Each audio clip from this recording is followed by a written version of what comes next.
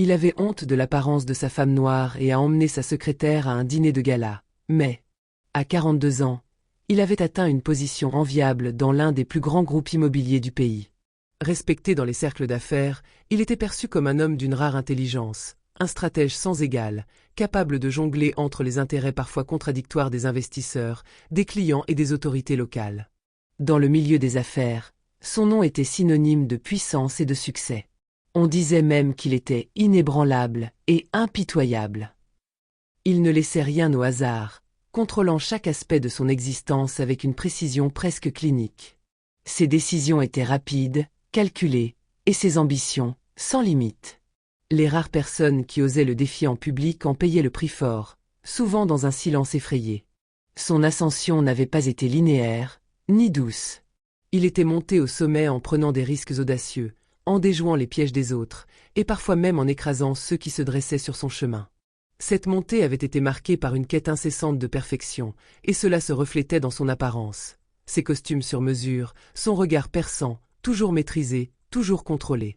Chaque détail de sa vie était une expression de cette volonté de paraître impeccable, inattaquable. Maxime avait appris dès son plus jeune âge que dans ce monde, tout était question d'image. Une image de réussite, d'élégance, de calme. C'était ce que l'on attendait de lui et, inconsciemment, il avait fait en sorte que sa vie soit le miroir de ce standard. Mais il y avait un aspect de sa vie qu'il n'avait jamais vraiment maîtrisé, qu'il n'avait jamais vraiment contrôlé. Nia, sa femme. Nia n'était pas ce à quoi il s'attendait. Elle ne correspondait pas à l'image de la femme parfaite qu'il avait toujours imaginée à ses côtés, une femme qui, à son sens, devrait avoir la peau claire et les traits doux, une femme qui s'intégrerait parfaitement dans le monde froid et calculé des affaires. Nia, elle, était noire. Et dans ce monde où les règles du jeu étaient souvent dictées par des conventions sociales invisibles mais profondément ancrées, sa couleur de peau semblait toujours être un obstacle silencieux. Ils s'étaient rencontrés lors d'une soirée de charité où Maxime, jeune et ambitieux, était venu chercher des opportunités de développement. Nia, elle, avait été invitée en tant que membre d'une organisation caritative, sa présence dénotant déjà un certain statut, mais elle n'avait pas été la première à attirer son attention. Ce n'est qu'après qu'il eut observé un peu plus longuement qu'il avait découvert la beauté inouïe qu'elle dégageait. Son regard était profond, empreint de sagesse, de douceur. Ses cheveux noirs et bouclés, si différents de ceux des femmes qu'il avait l'habitude de fréquenter, semblaient presque absorbés par la lumière. Mais ce n'était pas juste son apparence. C'était sa façon de s'exprimer, son esprit, sa vision du monde, qu'il avait touché bien plus que ce qu'il avait imaginé.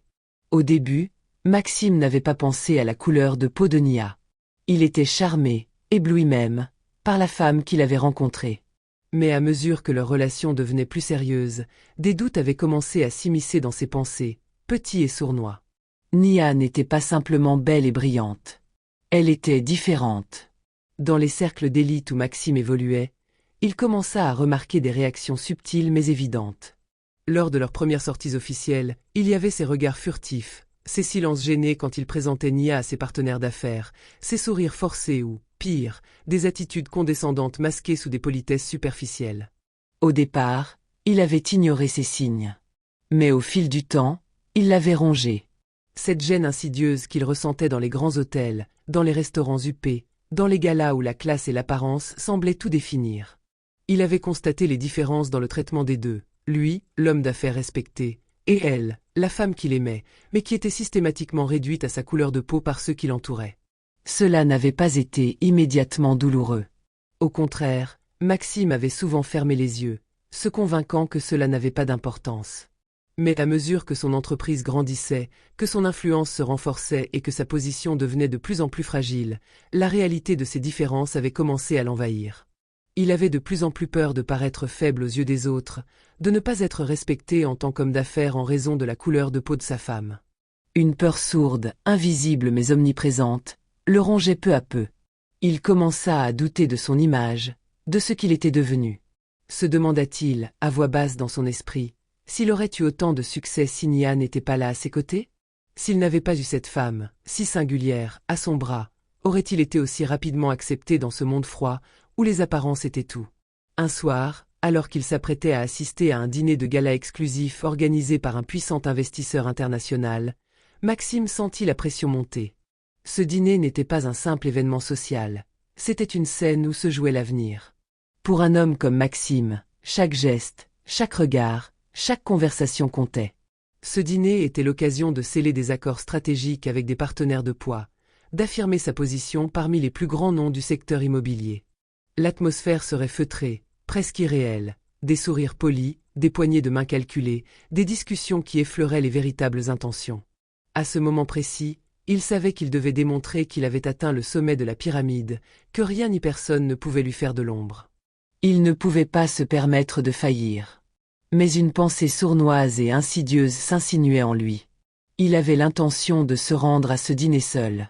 Un sentiment étrange, presque irrationnel, l'envahit à cet instant. Que penserait-il d'elle? Il se souvint des regards échangés lors des événements précédents, des sourires forcés, des conversations qui ne faisaient que survoler la surface. Nia, pourtant belle, brillante et forte, n'était pas le type de femme que l'on attendait dans ces cercles. Et ce n'était pas qu'une question de beauté. Non, c'était bien plus complexe que cela. C'était sa couleur de peau, ses origines, sa manière de s'exprimer. Ce qu'elle représentait. Dans l'esprit de Maxime, chaque aspect de leur relation, chaque aspect de lui devenait susceptible d'être mis en péril par la simple présence de Nia à ses côtés. Elle risquait de ternir l'image qu'il avait soigneusement construite, de gâcher l'opportunité qu'il s'était donnée. Le doute le rongeait lentement, et pourtant, il se convainquit qu'il était raisonnable de ne pas l'inviter. L'image qu'il voulait projeter à cet instant n'avait pas de place pour elle, pas dans ce contexte particulier. Il n'en parlait pas, mais une petite voix en lui savait que ce n'était pas juste. Mais l'envie de réussir, de se montrer à la hauteur de l'événement, prit le dessus. Alors, il proposa à Caroline, sa secrétaire, de l'accompagner. Caroline était tout ce qu'il avait imaginé comme étant la parfaite compagne pour ce genre de soirée. Elle incarnait l'élégance sobre, la finesse, et surtout l'absence de complexité. Elle était blonde, pâle, et parfaitement raffinée. Elle correspondait à l'image qu'il voulait renvoyer, une image irréprochable, qui ne soulevait aucune question, aucun jugement. Caroline était une femme qu'on regardait sans vraiment la voir, une silhouette sans histoire qui se fondait parfaitement dans le décor des galas et des événements mondains. Le soir du gala arriva, et Maxime se sentit plus nerveux que jamais. En arrivant avec Caroline, une sensation de soulagement l'envahit presque immédiatement. Les regards étaient plus chaleureux, moins froids qu'ils ne l'avaient été avec Nia. Ici, tout semblait en place. Les sourires étaient authentiques, les conversations plus légères. Il se sentit à sa place. Mais au fond de lui, une voix persistante lui soufflait qu'il faisait une erreur. Qu'il était injuste envers la femme qu'il avait épousée, qu'il avait choisie. Une petite voix qui se taisait aussitôt que la nécessité de maintenir son image prenait toute la place. Mais il n'arrivait pas à faire taire ce malaise. Un malaise qui s'intensifiait avec chaque sourire échangé, chaque poignée de main saluée. Et puis, alors que la soirée avançait, tout changea.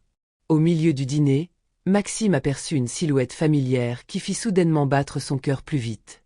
À l'autre bout de la salle, dans la lumière tamisée et douce, il la vit, Nia.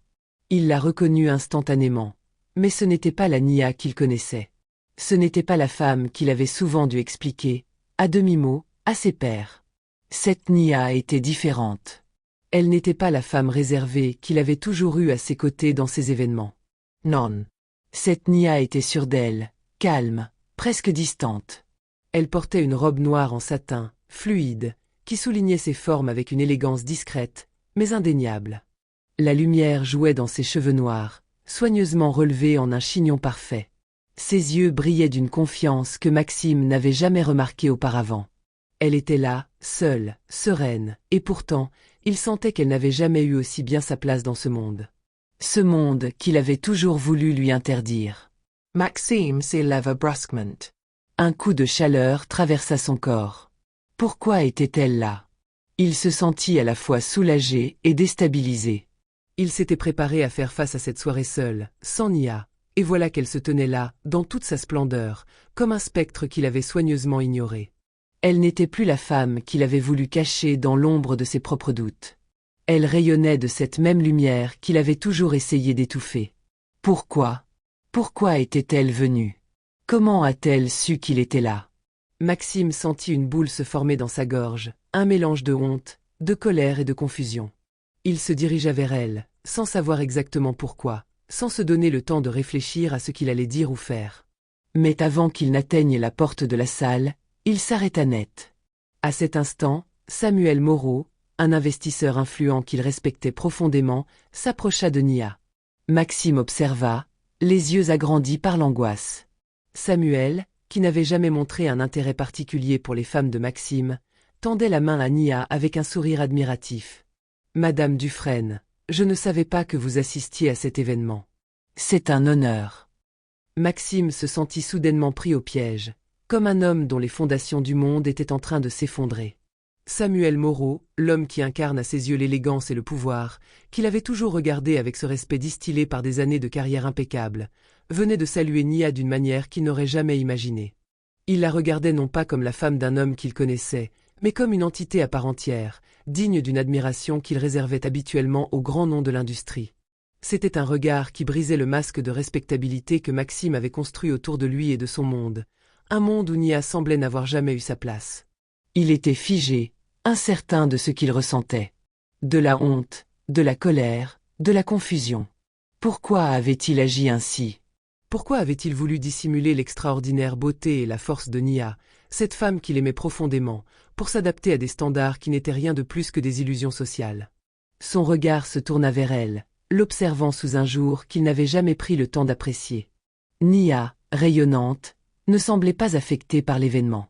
Elle était au contraire calme, posée, ancrée dans sa propre lumière.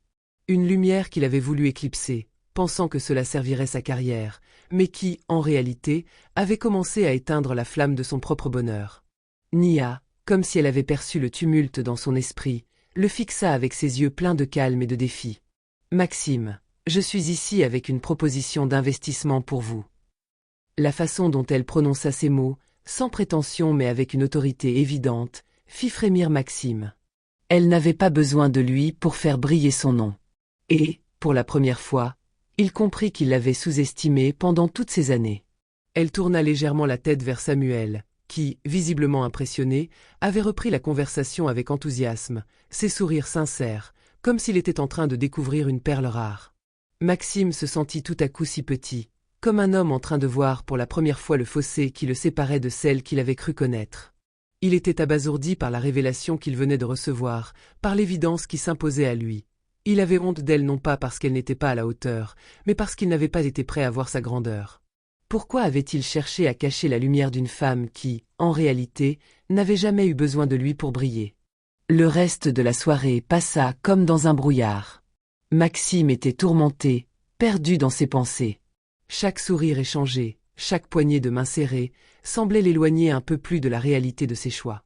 Il n'avait pas seulement mis de côté l'opinion des autres à propos de Nia, il s'était aussi trahi lui-même. Pourquoi cette obsession de la perfection? Pourquoi ce besoin de faire entrer Nia dans un cadre qui n'était pas le sien? Chaque pièce du puzzle devenait de plus en plus claire, et l'image qui en émergeait n'était pas celle qu'il avait voulu construire. C'était celle d'un homme qui, dans sa quête de succès, avait perdu de vue ce qui comptait vraiment, la femme à ses côtés. Il se leva brusquement, excusant son départ précipité de la conversation avec un sourire gêné, et se dirigea vers Nia. Son cœur battait plus fort à chaque pas. Il s'arrêta juste devant elle, les mots coincés dans sa gorge. Elle ne le regarda pas immédiatement, mais lorsqu'elle leva les yeux vers lui, il lut dans son regard tout ce qu'il avait nié jusque-là, la déception, le jugement, et cette force tranquille qui semblait désormais être sa meilleure arme. Finalement, les mots sortirent, hésitants mais sincères. « Je suis désolé. » Ce n'était pas juste une excuse pour l'avoir ignoré, c'était une prise de conscience qui le bouleversait jusqu'au plus profond de son être. Il avait honte de ses propres actions, de la façon dont il l'avait sous-estimé, et, pire encore, de la façon dont il s'était laissé emporter par un monde qui valorisait tout sauf l'essentiel. Elle le fixa un instant, un sourire léger aux lèvres, mais ne répondit pas immédiatement. Elle n'avait pas besoin de le faire. Son silence était une réponse bien plus forte que tout ce qu'elle aurait pu dire. La soirée se termina sur cette note étrange, où Maxime se sentait étranger dans son propre monde. Mais le plus grand changement n'était pas dans la façon dont les invités l'avaient regardé, mais dans la transformation silencieuse qui s'était opérée en lui. Il ne pouvait plus prétendre ne pas voir Nia, ni ne plus voir sa propre faiblesse. Elle était celle qu'il avait toujours ignorée, mais maintenant, il savait que c'était elle qui détenait la véritable force. Lorsque la soirée se termina et que les invités commencèrent à quitter les lieux, Samuel s'arrêta devant Maxime. Ses yeux brillaient d'une compréhension douce mais ferme. « Vous avez une femme exceptionnelle, Maxime. Je ne crois pas qu'elle ait besoin de vous pour briller. Mais peut-être que vous avez besoin d'elle pour voir à quel point vous avez ignoré son éclat. » Les mots de Samuel résonnèrent en Maxime avec une clarté cruelle. Il n'avait pas seulement honte de Nia. Il avait honte de lui-même. Il se tenait là, dans l'ombre de ses propres choix, et regardait sa femme s'éloigner, brillante et indestructible, tandis qu'il se retrouvait face à la vérité qu'il avait évitée trop longtemps. Elle avait toujours été celle qu'il cherchait à fuir, mais désormais, il savait qu'elle était aussi son salut. Maxime la regarda s'éloigner dans la nuit, consciente de son propre pouvoir, indifférente au jugement qu'il avait autrefois contrainte. Et il sut, dans son cœur, qu'il n'y avait plus de retour en arrière. La route qu'il devait emprunter serait difficile, semée d'embûches et d'humilité, mais c'était la seule qu'il pouvait suivre s'il voulait, ne serait-ce qu'un peu, se racheter. Pour elle, pour lui, et pour l'amour qu'il avait presque perdu.